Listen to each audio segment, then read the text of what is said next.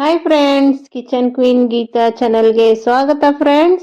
ಇವತ್ತು ನೋಡ್ರಿ, ನಾನು ನಿಮಗೊಂದು ನಮ್ಮ ಅಜ್ಜಿ ಕಾಲದ ಚಟ್ನಿ ರೆಸಿಪಿ ಹೇಳ್ಕೊಡ್ತಾ ಇದ್ದೀನಿ ಫ್ರೆಂಡ್ಸ್. ಬನ್ನಿ ಹೇಗೆ ಮಾಡೋದು ಅಂತ ನೋಡಿಕೊಳ್ಳೋಣ. ಚಟ್ನಿ ಮಾಡಲು ಹಣ್ಣು ಟೊಮೆಟೊ ತೆಗೆದುಕೊಳ್ಳಬೇಕು ಫ್ರೆಂಡ್ಸ್.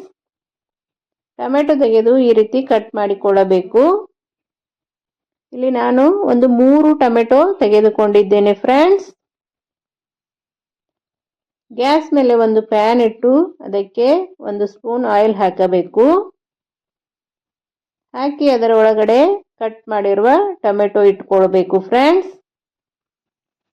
ಈ ಟೊಮೆಟೊ ಚಟ್ನಿ ನೋಡ್ರಿ, ಒಂದ್ಸಲ ನೀವು ಮಾಡಿಕೊಟ್ರೆ ಸಾಕ್ರಿ, 2 ರೊಟ್ಟಿ ತಿನ್ನೋರು 4 ರೊಟ್ಟಿ ತಿಂತಾರೆ ನೋಡ್ರಿ ಫ್ರೆಂಡ್ಸ್.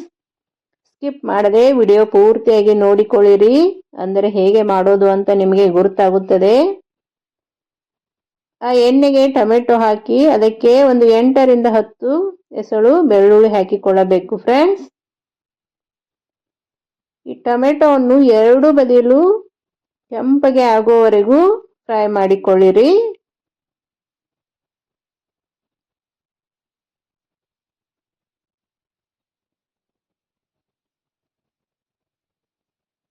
ಈಗ ಹೊರಳಿಸಿ ಹಾಕೋಣ.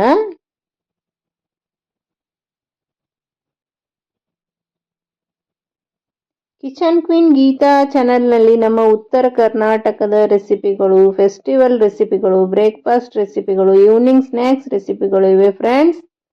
ಪ್ಲೀಸ್ ಒಂದ್ಸಲ ಚೆಕ್ ಮಾಡಿ. ನಿಮಗೆ ಇಷ್ಟವಾದರೆ ನಮ್ಮ ಚಾನಲನ್ನು ಸಬ್ಸ್ಕ್ರೈಬ್ ಮಾಡಿ, ಶೇರ್ ಮಾಡಿ, ಲೈಕ್ ಮಾಡಿ ಫ್ರೆಂಡ್ಸ್. ಪಕ್ಕದಲ್ಲೇ ಇರುವ ಬೆಲ್ ಐಕನ್ ಅನ್ನು ಕ್ಲಿಕ್ ಮಾಡಿ ಆಲ್ ಅಂತ ಸೆಲೆಕ್ಟ್ ಮಾಡಿ ಫ್ರೆಂಡ್ಸ್. ಆಲ್ ಅಂತ ಸೆಲೆಕ್ಟ್ ಮಾಡುವುದರಿಂದ ನಾನು ಹಾಕುವ ಅಡಿಗೆಗಳ ನೋಟಿಫಿಕೇಶನ್ ನಿಮಗೆ ಮೊದಲಿಗೆ ಬರುತ್ತದೆ. ನೋಡಿ ಎಷ್ಟು ಚೆನ್ನಾಗಿ ಸುಟ್ಟಿವೆ ಅಂತ ನೋಡಿ ನಮ್ಮ ಟೊಮೆಟೊಗಳು.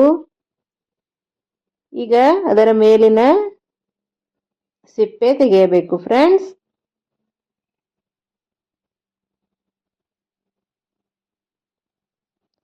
ಸಿಪ್ಪೆ ತೆಗೆದಿರುವ ಟೊಮೆಟೊವನ್ನು ಈ ರೀತಿ ಸ್ಪೂನ್ನಿಂದ ಚೆನ್ನಾಗಿ ಸ್ಮ್ಯಾಶ್ ಮಾಡಿಕೊಳ್ಳಬೇಕು.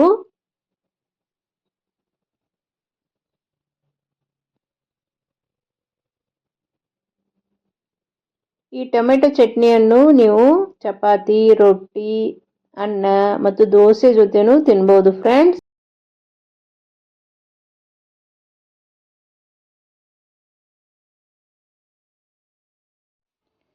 ನೆಗಡಿ, ಕೆಮ್ಮು, ಜ್ವರ ಬಂದಿದ್ದರೆ ಈ ರೀತಿ ಟೊಮೆಟೊ ಚಟ್ನಿ ಮಾಡಿಕೊಡಿ ಫ್ರೆಂಡ್ಸ್. ತುಂಬಾ ಇಷ್ಟಪಟ್ಟು ತಿನ್ನುತ್ತಾರೆ ನೋಡಿ ಫ್ರೆಂಡ್ಸ್.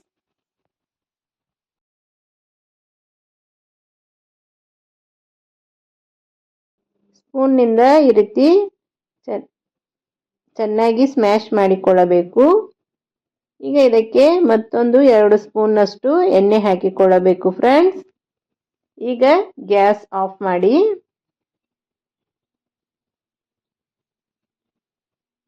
ನೋಡಿ ನಮ್ಮ ಟೊಮೆಟೊ ಎಷ್ಟು ಸಾಫ್ಟ್ ಆಗಿ ಸ್ಮ್ಯಾಶ್ ಆಗಿದೆ ಅಂತ. ಬನ್ನಿ ಇದಕ್ಕೆ ಚಿಲ್ಲಿ ಪೌಡ್ರ್ ಹಾಕಿಕೊಳ್ಳೋಣ. ನಿಮಗೆ ಖಾರ ಎಷ್ಟು ಬೇಕೋ ಅಷ್ಟು ಚಿಲ್ಲಿ ಪೌಡ್ರ್ ಹಾಕಿಕೊಳ್ಳಿರಿ. ಇದಕ್ಕೆ ರುಚಿಗೆ ತಕ್ಕಷ್ಟು ಉಪ್ಪು ಹಾಕಿಕೊಳ್ಳೋಣ.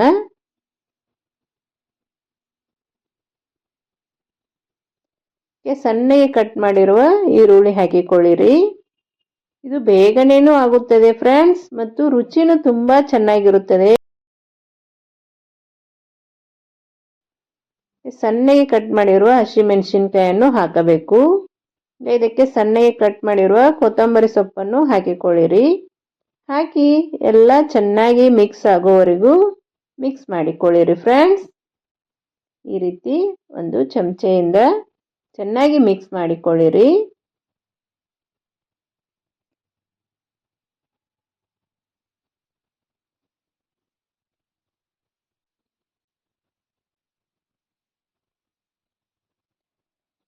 ನೋಡಿ ನಮ್ಮ ಅಜ್ಜಿ ಕಾಲದ ಟೊಮೆಟೊ ಚಟ್ನಿ ರೆಡಿ ಆಯಿತು ಫ್ರೆಂಡ್ಸ್. ನೀವು ನಿಮ್ಮ ಮನೆಯಲ್ಲಿ ಒಂದ್ಸಲ ಟ್ರೈ ಮಾಡಿ ಹೇಗೆ ಬಂತು ಅಂತ ನನಗೆ ಕಮೆಂಟ್ ಮಾಡಿರಿ ಫ್ರೆಂಡ್ಸ್. ಮತ್ತೆ ಮುಂದಿನ ವಿಡಿಯೋದಲ್ಲಿ ಮತ್ತೊಂದು ರೆಸಿಪಿಯೊಂದಿಗೆ ಸಿಗುತ್ತೇನೆ. ಧನ್ಯವಾದಗಳು.